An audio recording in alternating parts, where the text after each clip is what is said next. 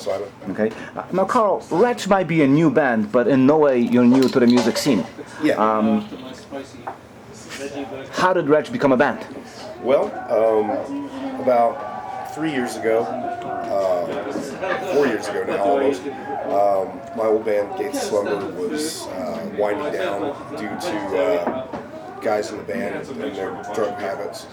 And I had the idea in mind to continue like working, but yeah, so that's kind of how it happened. Like, I took the title from the last real Gates record on Rise Above Records and contacted an old friend. We just started jamming. For anyone who never heard Gates of Slumber, how would you describe that band? This is kind of a doom metal band, I guess. I mean, through its middle period, there was like a real focus on like fantasy lyrics and that kind of stuff. But by 2010, we had kind of gone back to our roots a little bit. Yeah. That band seemed to be quite successful for the time being. What made it stop? Drugs. Everybody was getting really into drugs, you know, and it's not compatible with continuing to work. And I mean, you know, that's the short answer. I mean, you could go into it a little bit more.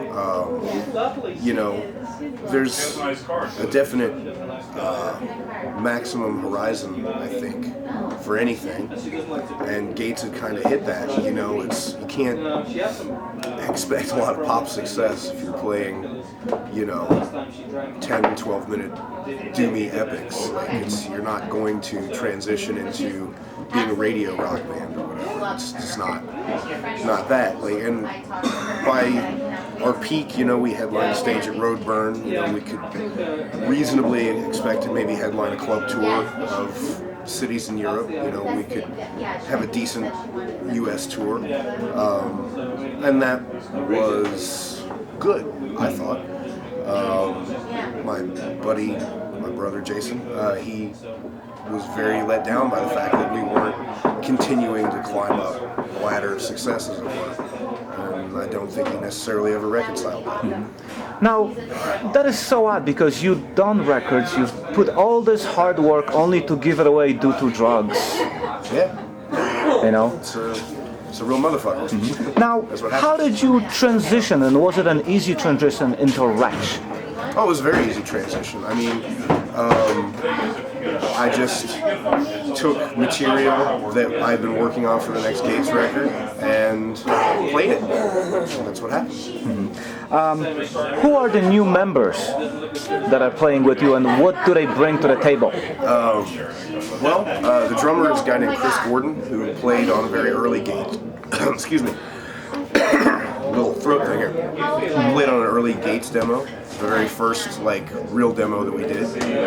He also played on the second Gates record. I've worked with Chris off and on through the years, you know.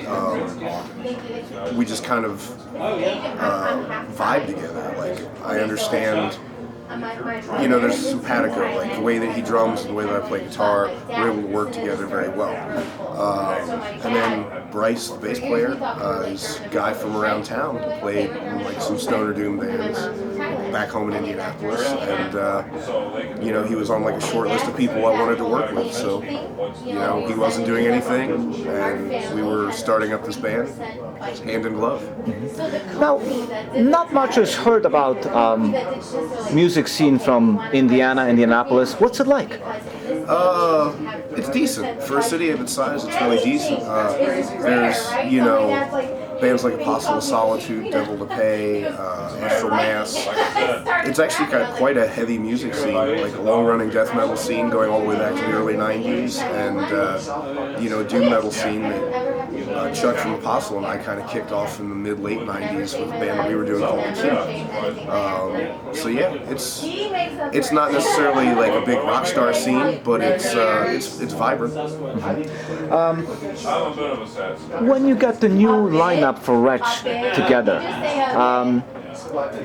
how did it gel or change musically? What kind of vibes were you getting? Because, I mean, you were used to playing with certain people in Gates of Slumber. How did it work? Yeah. It's more.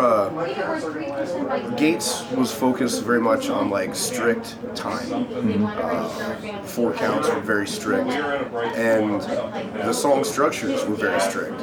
With Wretch, everything's far looser and more jammed, and we just kind of go for more of a feeling thing, kind of like early Sabbath, which is something for me personally I wanted to do for a long time. So do you technically find more freedom musically with Wretch? Much more freedom.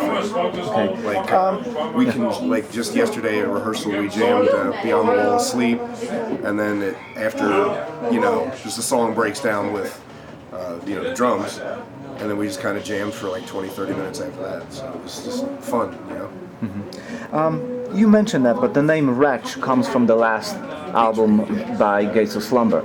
Is that done on purpose, just to kind of show that it's a sort of a continuation of that concept? Yeah. And it was where are you going with this? It was also, Gates of Slumber.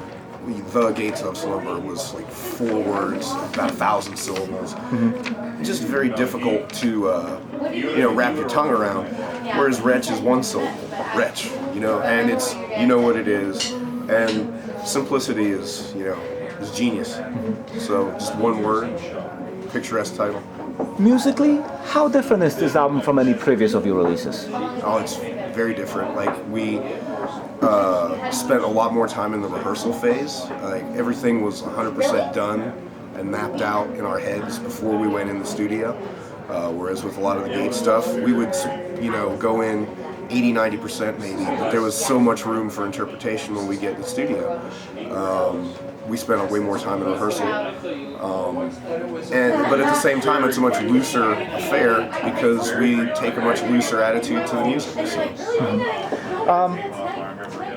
What are the reactions from the fans, especially the fans who knew you for many, many years from Gates? And it's been really, really, really very cool.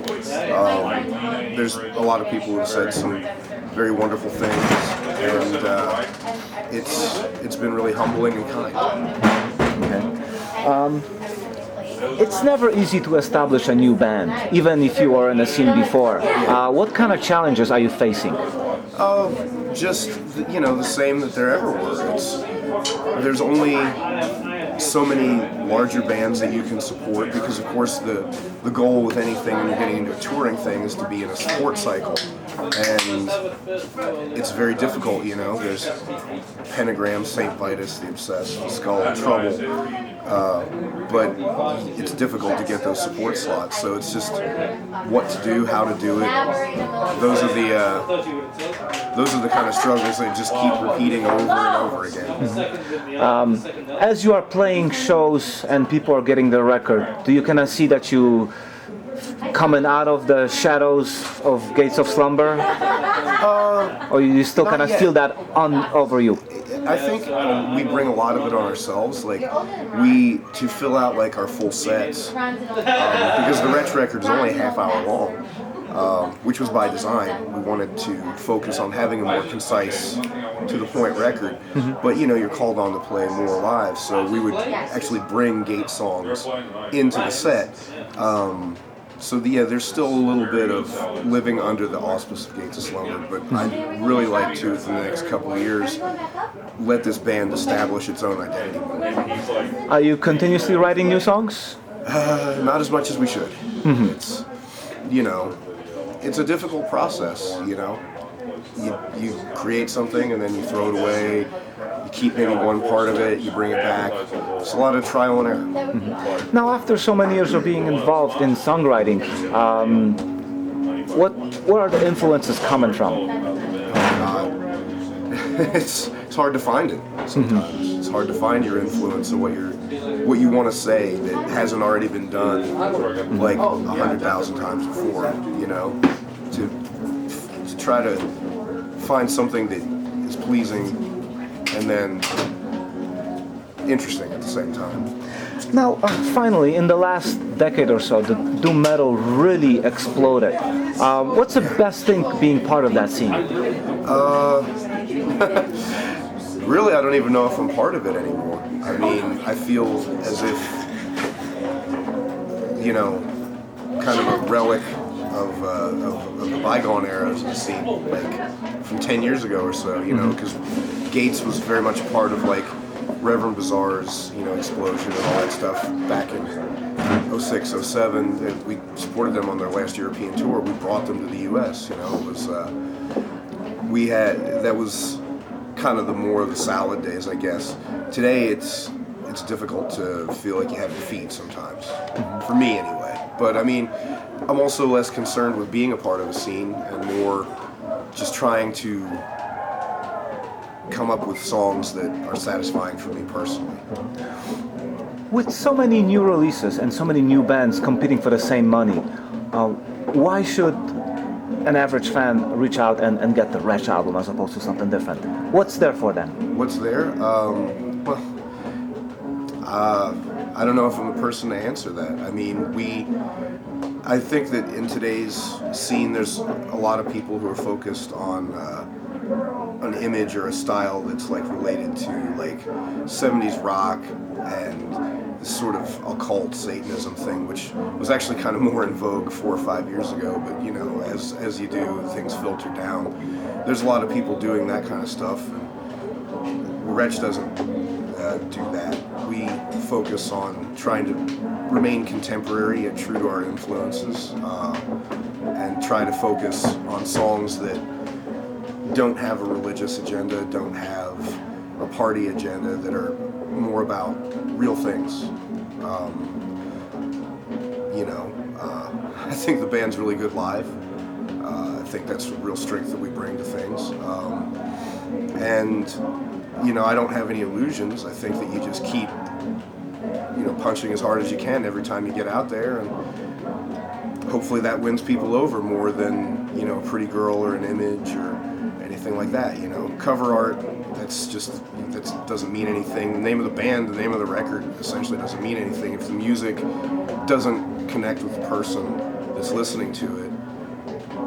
It's all just window dressing, and I really like to avoid window dressing, so that's all why. There's a lot of it going on these days. There's tons, but I mean, there always is. There always is, and it's in the eye of the beholder. Far be it from me to somebody's favorite band is this band, and they feel I'm saying anything negative about them. I'm not. I just can only say that that's what we're going for, is to get to the real meat and potatoes of it. Thank you. Thank you.